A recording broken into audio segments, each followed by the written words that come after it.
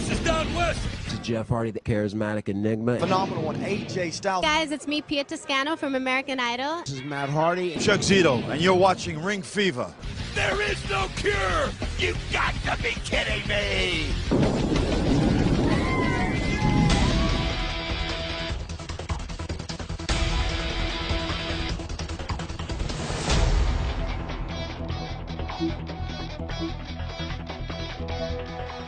Hello everyone, this is Il Capo Jason Gotti, your host with the most, one of the best unsigned professional wrestlers in the game today. And what you are listening to now is the Ring Fever radio show, where the fans are the stars. Welcome back to the Ring Fever radio show. This is our third show since the host with the most, Il Capo Jason Gotti, yours truly, has taken over. And tonight I want to talk about the past UFC 150 card that just happened, where we had Frankie Edgar and Benson Henderson in their rematch going at it in the main event. I'm just going to run down the results of the card and go over that real quick. They started off the night on the main card for the UFC 150 with Max Holloway defeating Justin Lawrence by TKO in the second round. Then we had Yushin Okami defeating Buddy Roberts in the second round by TKO punches. Jake Shields defeated Ed Shortfuse Herman by unanimous decision. Donald Cowboy Cerrone destroyed Melvin Guillard, which I heard was actually a really good fight. I unfortunately didn't get to see these fights because I had to wrestle this past Saturday, so I was doing my thing, being the beast that I am. So I'm the man.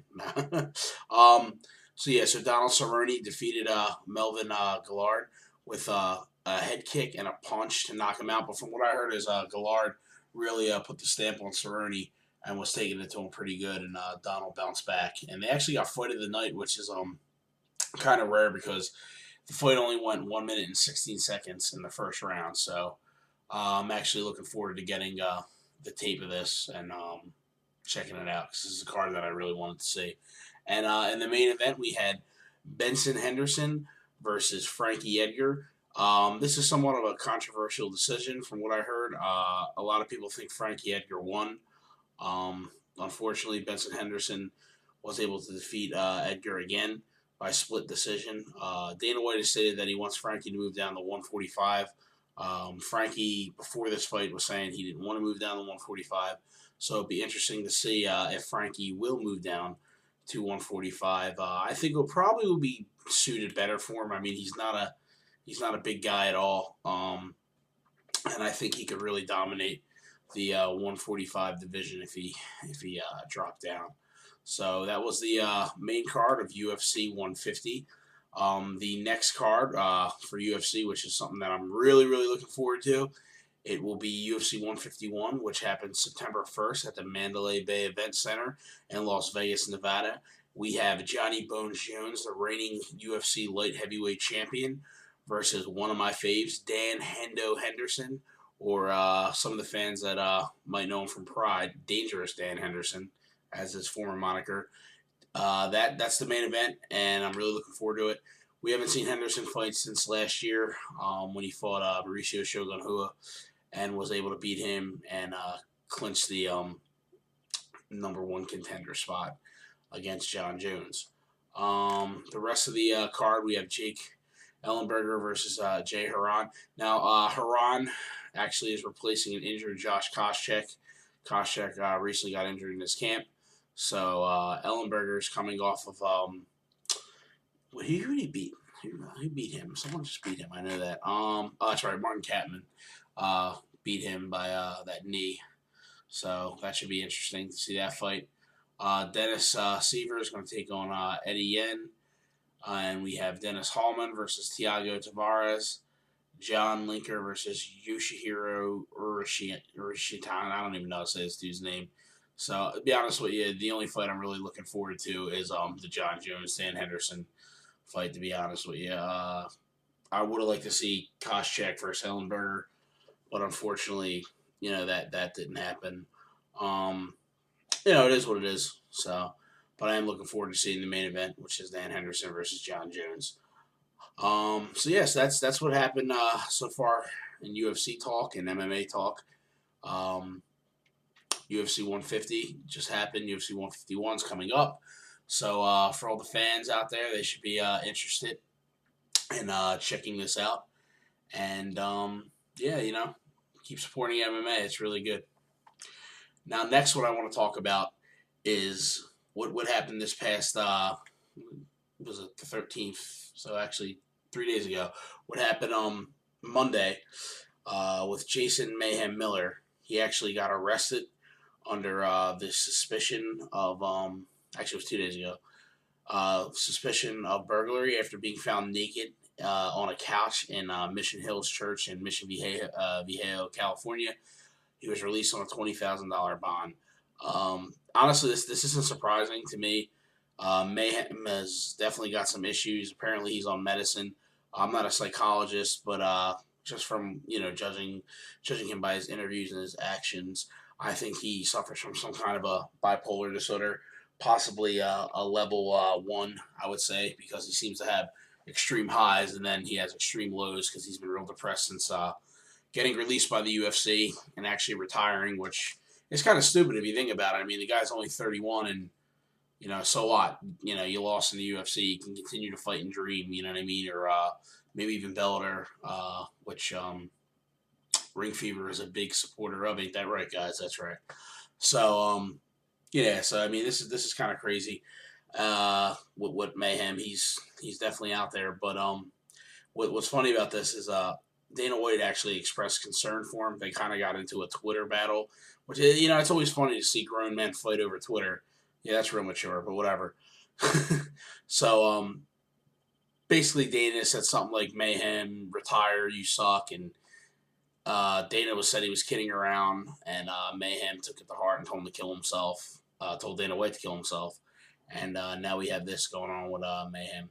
My personal take on it is I actually want to segue into something that, this is just my opinion, and I think has a lot to do with any kind of contact sport, football, MMA, boxing, kickboxing, whatever, basically where you take blows to the head. And that is what I think a lot of guys suffer from, which is chronic traumatic, and I can't say it right, whatever. The thing that basically what it is if anyone remembers what happened with Benoit, where they Chris Benoit, where they checked his brain, and a lot of other football players. It's a degenerative disease that happens from having multiple concussions and head injuries. Basically, like, people's brains, it looks like an 80-year-old with dementia, and, they get real depressed, and a lot of suicide happens with it and stuff like that. And, a lot of football players, a lot of, fighters get this, and it's really a shame because it's basically from taking all kinds of blows to the head. Some of the symptoms of it are disorientation, confusion, vertigo, headaches, poor judgment, slowed muscular movements, impeded speech, tremors, and deafness. It actually makes me wonder if maybe Ali has this. Muhammad Ali might have this. I gotta really look into it. So yeah, it's kind of a shame, to be honest with you. I mean, because these guys are putting their bodies on the line, and what is having all the money in the world and all the fame and notoriety if you can't even do daily chores? You know what I mean? Once the spotlight's over, if you can't pick up your kid and play with him or her, you can't go to the store, you can't go to movies. Maybe you're sensitive to light from all the concussions. It's just not a good thing. So my take on the Mayhem Miller situation is that I think he's bipolar. He might have some narcissistic personality disorder, just by the way he acts.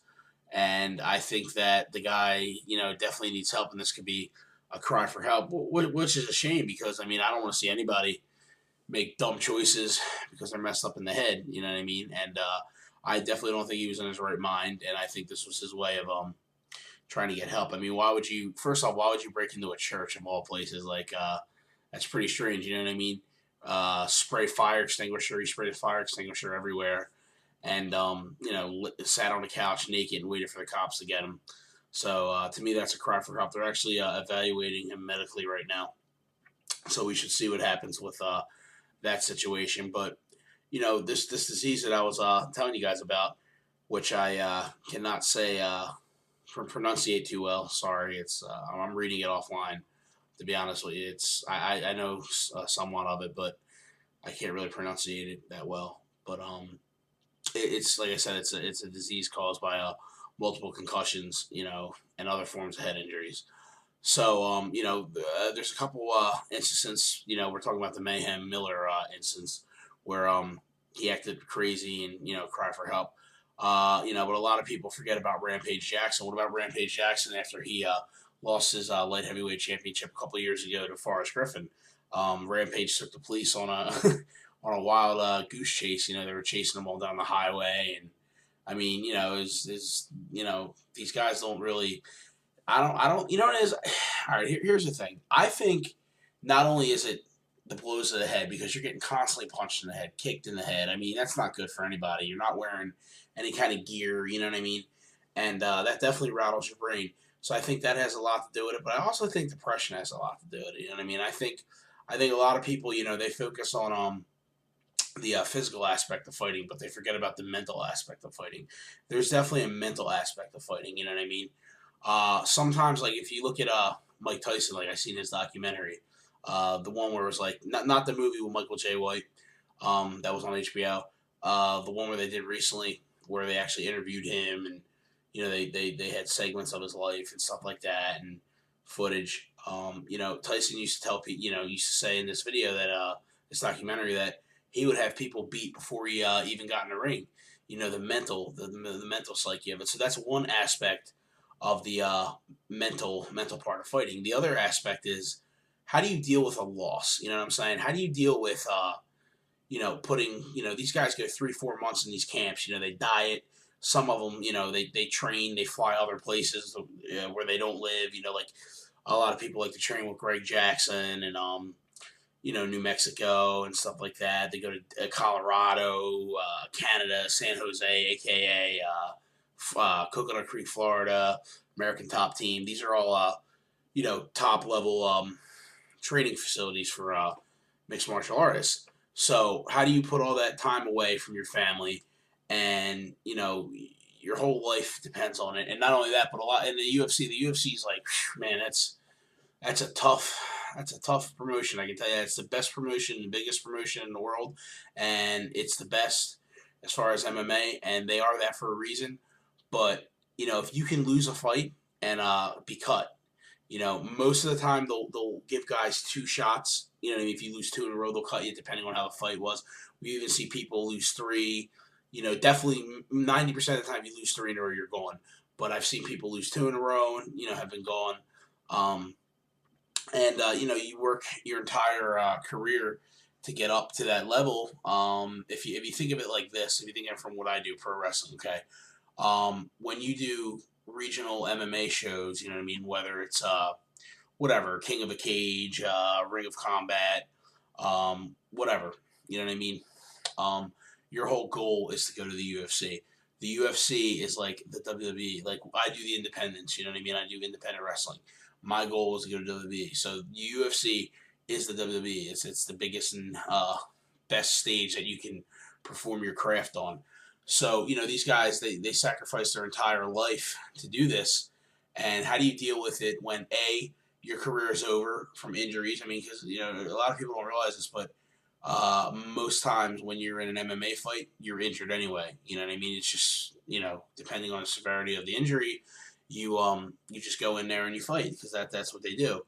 So you have that to deal with. You have to deal with being away from your family. You have to deal with the injuries. You have to deal with, a lot of the guys when they're first coming up in the UFC, they have other jobs. Like me, I wrestle, but I have a job.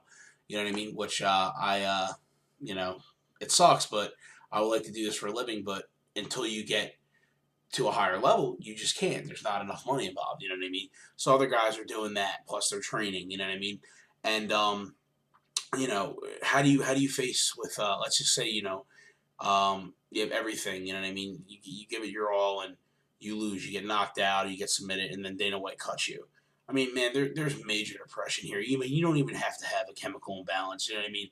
Which I think Mayhem does. I mean, I've seen interviews with guys. They said he's on medicine. I'm not a doctor. I'm not Dr. Gotti. You know, watch Dr. Phil if you want some bullshit that you know, I'm gonna feed you guys. I'm just giving you my opinion. So yeah, you know, it's how do you deal with that? So how do you deal with that depression after you've given like your entire life and your time for this and training hours a day, sparring, you know, doing drills, doing conditioning drills. Training sucks, man. Like seriously, you know, like any kind of, this is just me. I mean, some guys like to train and stuff like that, but I don't think a lot of guys do. You know what I mean? I don't think a lot of guys necessarily love the train. I think they love the fight and love the spotlight. This is again just my opinion. I'm not a MMA fighter. I'm a pro wrestler, but you know, I think the two can in a way relate to each other as far as the mental aspect of it. And you know, it's a shame, you know. And then you got guys that don't want to retire and they stick in there too long because you know they don't have any other thing to do, anything to fall back on. I mean, perfect example is Gary Goodridge. You know, everybody knows who Gary Big Daddy Goodridge is. They used to call him the gatekeeper in Pride. And I mean, this guy, you know, he's been knocked out. He had he was a kickboxer too. He got knocked out 11 times in kickboxing. So his clock was wrong, and you know, lights went out. The big kibosh. I just stole that from Chevelle, by the way, but whatever. Love you, buddy. Yeah, you know, you get knocked out 11 times, you know, in kickboxing. You know, MMA, you know what I mean? He's been knocked out 13 times. So right there, he's been knocked out 24 times. You know what I mean? That's crazy. And you know, if you look at some of his losses or whatever, I mean, they're brutal, man. They are some brutal losses that this guy's been knocked out with. We forget about Gilbert Ibel just cleaning his clock. So yeah, so now Gary Goodridge suffers from brain injuries. He suffers from brain trauma. You know, and you know, now what can that lead to? I mean, it can lead to bouts of aggression, I believe.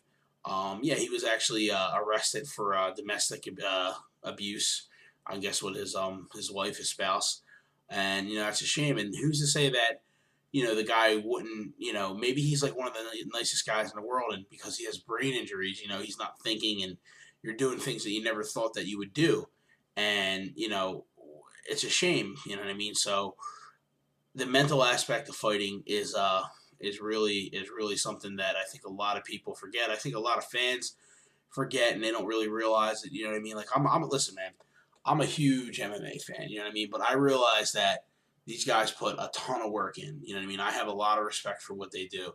And, you know, I'm not delusional like where I can watch it. You know, there's a saying, armchair quarterbacks.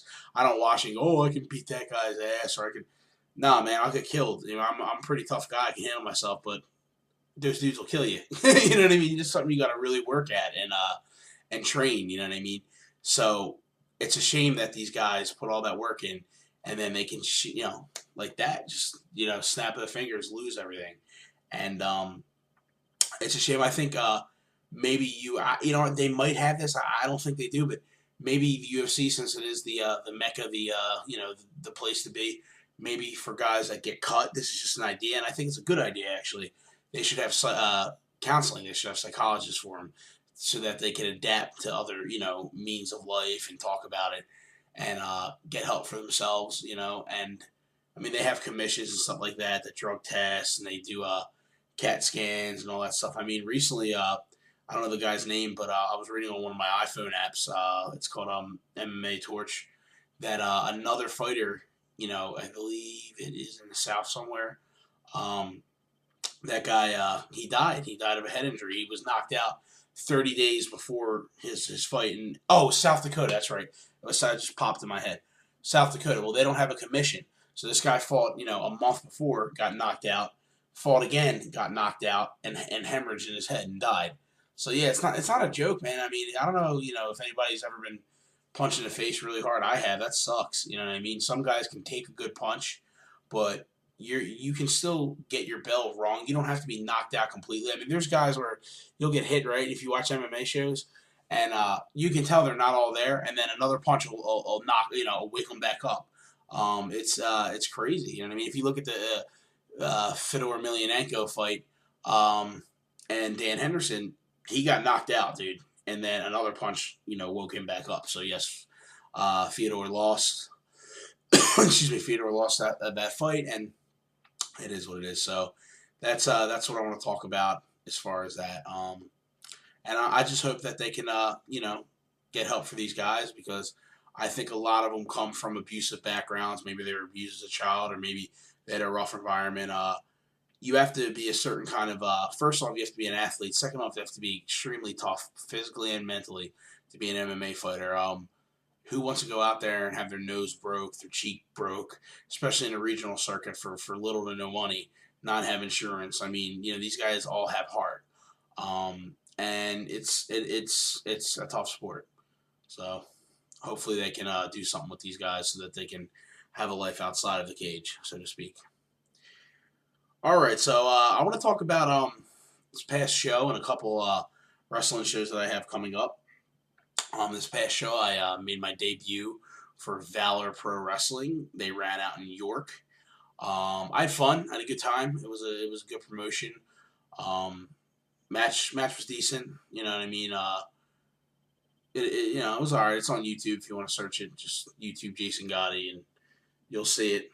So I had fun, and that's all that matters. You know what I mean? I'll be back there October 6th. I'll be returning to York. I believe their website is valorwrestling.com if you want to check that out. This week I got to wrestle in Toms River, New Jersey for South Jersey Wrestling. I'm not sure who I'm wrestling, but that should be fun. I'm looking forward to that. Then the following week I got to wrestle for South Jersey Wrestling again. I believe I'm wrestling the Green Dragon, who, believe it or not, is actually a retired MMA fighter. Yeah, he's a legit tough guy. I wrestled here. I'll tell you a funny story. I wrestled him back in June, right? It was my debut for South Jersey Wrestling, and it's the main event, man. And I work hard every single match, but the main event, you work extra hard. So it's cool to be the first time I'm in this promotion that I'm in the main event. It says that they have faith in me, which is good. And that's I like opportunity. You know what I mean? I don't want nothing given to me. I just want opportunity. If I sink, I sink. If I score a touchdown, I score a touchdown. Just give me the ball, coach. You know what I'm saying? And I will score a touchdown. I'm that confident with wrestling. So we went to wrestle, and there's a big storm. And during the second match, the lights went out, right? So I had to wrestle this dude, okay, in the friggin' dark. And what's crazy is all the fans stayed. They were using their iPhones to light up the ring. They brought in 2 cars to try to light the ring up, open the door, but it was dark. So when I wrestled him, I actually I grappled with him for a little bit, meaning we really grappled. And after that, we just brawled and hit each other with chairs and all that stuff. It was decent. It was good for what it was. Because you couldn't see nothing, and the fans were into it. So I was happy that the fans went home happy. But it's that's a new one for me. I've never had to wrestle in the dark. It's just my luck. I don't have any luck at all. So I remember I was sitting there with my girlfriend, and I'm getting changed, and boom, the lights go out. I go, you got to be friggin' kidding me! It's just my luck. I'm like, oh man, So so I'll be I believe I'm wrestling him again the following week, August 25th. So it's going to be cool to wrestle him in the match with the lights on, and that should be a good match. He's one of those guys that'll hit you really hard, and you hit him back really hard, and I plan on whipping his ass. So Dragon, if you're listening, I'm gonna beat your ass. Enjoy it.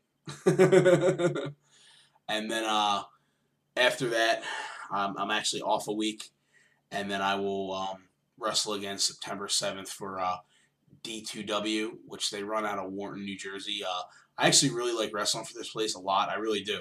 I haven't had a bad match there yet. All the matches that I've had there are good. They have really talented workers, and I'm not just saying this to suck up or nothing, because to be honest with you, I don't care about shit like that. I just speak my mind anyway. And any wrestling people know that. So you either love me or you hate me. There's no in between. So yeah, I mean D2W, they're really going places. They got a lot of stuff on the internet. You should check them out. Seriously, you should check them out if you're in the area, Wharton, New Jersey. Go to D2, like the numeral 2, D2WProWrestling.com. They got YouTube videos. It's really a good promotion. So it's one of my favorite places to wrestle. So I'm looking forward to that. And then I have, as far as bookings in September, I might have another show, but it's not confirmed yet. But myself, listen to this. Myself and Sean the Solution and the Bagel King, and I believe Robert Santa's coming too. We will be covering Ring of Combat at the Tropicana, September 14th. You will see Eddie the Truck Gordon defend his light heavyweight championship. I do not have the opponent's name right now, but hey man, this is going to be a good show. I'm gonna tell you what. If you've never been to an MMA show, you're really going to get your money's worth when it comes to Ring of Combat. Lou Neglia puts on one hell of a show. I mean, this guy, he really knows how to pick fighters. Chris Weidman, UFC middleweight standout, he started there. A lot of Matt Serra's fighters, you know what I mean? They fight there. Pete Dragosell, you remember Pete Dragosell? Sure you do. Dragosell, Scott Smith, remember that? That was a great fight. It was on the UFC Top 100 fight. So yes, you do remember Pete Sell. Dragosell has fought for them. Other guys, a lot of up and comers. But yeah, if you're gonna be in the area September 14th, come to the Tropicana, which is a beautiful. I'm telling you, it's a beautiful casino. It's probably the best one there. A lot of people think Taj Mahal. Taj Mahal ain't got nothing on the Tropicana. And Mr. Neglia definitely knows how to put on a show, and he picked the Tropicana for a reason. So Ring of Combat, man, if I was you, you don't have nothing to do on a Friday night, you come down there and you see Eddie Truck Gordon defend his title. You know what I mean? Maybe he'll lose, maybe he won't. You know what I mean? But either way, the Truck's going to come to steamroll through everybody. You know what I mean? And continue his reign as the Ring of Combat light heavyweight champion. So yeah, that's tonight's show, everybody. I'm glad that it's getting a good buzz and people are liking it. If any fans got any questions, you can email me at Jason_Gotti, Gotti, at yahoo.com, or you can directly send me a message if you have Twitter. My Twitter is at Jason Gotti. I'm always on my Twitter, and I always answer everybody. And if you want to follow me, that'd be nice. That's cool. And I'll respond to you. So thanks again for listening in to another edition of the Ring Fever Radio Show, where the fans are the stars. And believe me when I tell you this, there really, really, really is no cure.